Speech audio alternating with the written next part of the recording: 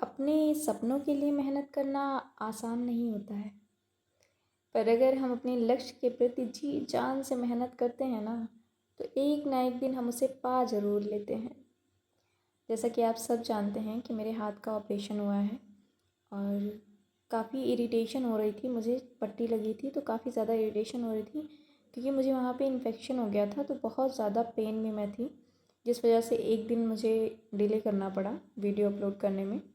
और मैंने जाके डॉक्टर को दिखाया और चेंज वगैरह करवाया, तो फिर उन्होंने बोला कि आप खुला रखिए और इस पे दवा लगाते रहिए, तो मैं वो कर रही थी। लेकिन इन सब के बीच में मेरे दिमाग में बस एक चीज़ चल रही थी कि तुम्हें अपने आप से किए वादे से पीछे नहीं हटना है।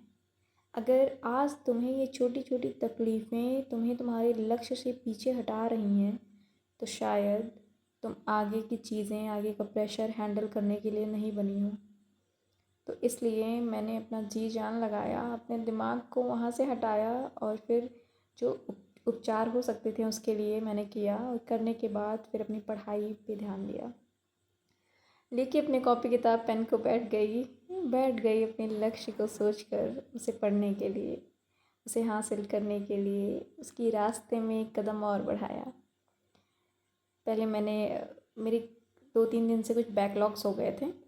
हालांकि जिस दिन ऑपरेशन हुआ था उसी दिन का एक बैकलॉग था, बट आप जानते ही हैं कि बैकलॉग एक दिन हो जाता है तो वो आगे चलता रहता है।